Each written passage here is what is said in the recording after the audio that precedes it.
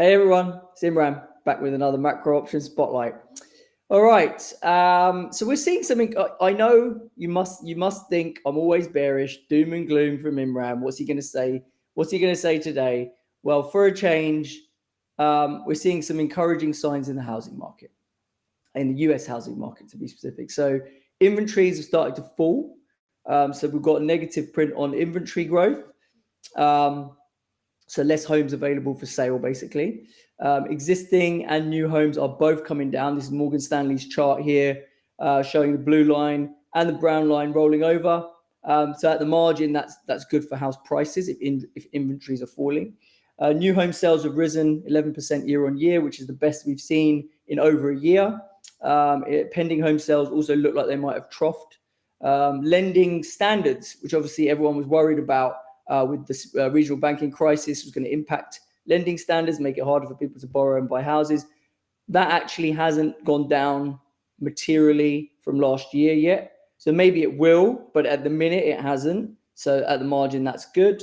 And then housing starts also obviously showed that big increase in May. Might get revised lower. It was quite a spectacular jump. But if you look at the Goldman's Housing Activity Index, which is a chart on the right, that looks like it's been trying to put in a bottom, basically, right? So obviously had a big drop last year and has been kind of sidelining and starting to tick up. So second derivative wise, we are certainly seeing some better signs. And if you look at some of the home builders stocks and all those names that everyone was trying to short, well, they've been going up in a straight line, right? So they obviously tend to move ahead of the actual housing market. So maybe that's a good sign that things have bottomed. Now, if housing activity does pick up again, and you know these numbers are suggesting it might, then this recession that everyone's cheering for might have to be pushed back again, and we might be looking at Q1, Q2 next year before we actually see a recession, right? And we see a real rollover in employment and things like that. Okay, jumping over to our Vol dashboard, what's going on in markets? Drifting lower after that VIX expiry that I've been flagging. I said I didn't really think we were going to move down significantly until the VIX expired, and some of that selling pressure on Vol, which is effectively buying pressure on S&P, goes away. That did get pulled. We did start to see some weakness. Nothing crazy, but month-end selling flows look like they're getting front run. We are starting to see, that's 3 days in a row, the market's a bit softer. Bonds, stocks versus bonds, stocks have massively outperformed in the last quarter, so you'd expect quarterly rebalancing flows to be a net sell of stocks.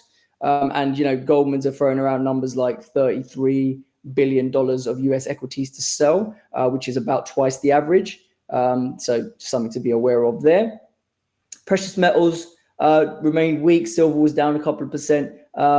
We had hawkish comments from Powell talking about, you know, the dots potentially being accurate and needing a couple of more hikes. The dollar did lose some of its ground though, back down to 102 as we got a hot CPI print out the UK. Bank of England just hiked rates this morning by 50 bips, which was more than expected to combat that high inflation. So that's meant the dollar's kind of a little bit on the back foot. Euro also popping to around 110. So, you know, quite strong there. Obviously, the ECB stance is pretty hawkish too. Bonds were pretty uneventful yesterday, despite Powell's comments. But then if you look at the sectors, ARK got whacked about 3.5%. First time we had a decent downtick in ARK in a while. We've been calling for that. And that was despite crypto rallying like a madman, right? So Bitcoin's gone berserk to the upside, back to 30K in a matter of a week out of nowhere. Well, not out of nowhere, sorry. On the back of what's come out in terms of BlackRock filing for an ETF and this big crypto exchange being launched by the likes of, or backed by the likes of Citadel, Fidelity, etc. So basically a sign that the big boys in TradFi are coming in to take their share of the crypto pie. That is the message there is institutional adoption is going to explode once all this infrastructure is set up and the big boys are in it, and there will be an incentive then for big instos to put money to work into crypto. And that's what's trying to be front run right now. And that's why I had this really big uptick in Bitcoin in the near term. And it's only really Bitcoin. ETH has been dragged up alongside it, but Bitcoin's the one that's really leading the charge. Okay, In terms of skew moves, a bit boring in terms of most equities, except for Asia. Skew continues to compress, actually getting pretty damn close to flat there. So China skews near zero, and Nikkei skews only 1 vol for that $25 risky in the 1 month. So it's at risk of inverting soon, I would say. Nat gas skew also recovering a bit back to neutral. It was in call premium as spot rebounds. Sectors, energy skew getting offered, everything else pretty unchanged, right?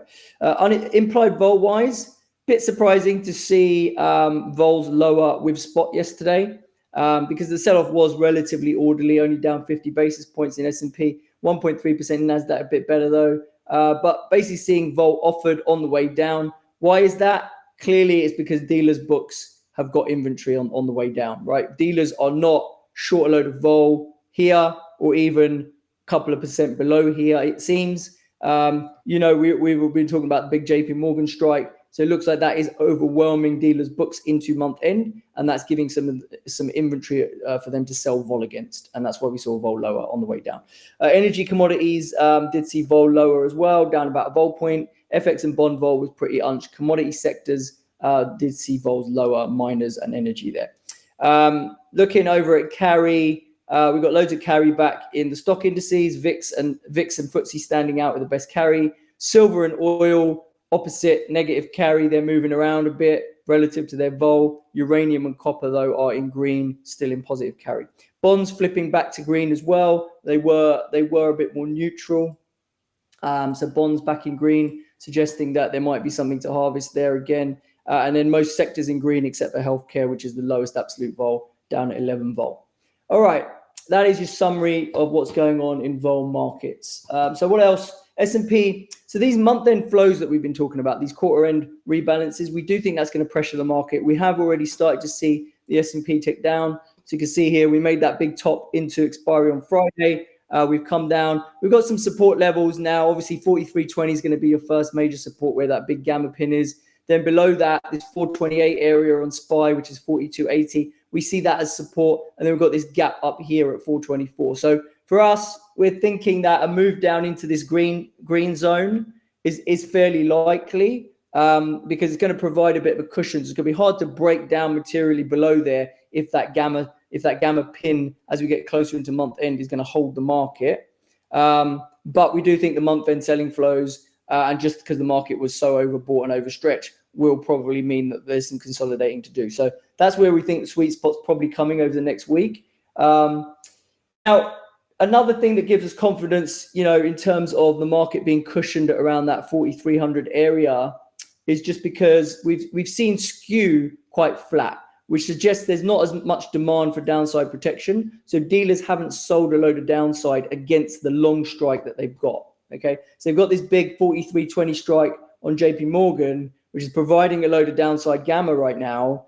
And if they had sold loads of puts against it in other maturities, then the position would be more neutral. Okay, but if we go to our fixed strike vol monitor, we can see that spot down 50 bips yesterday.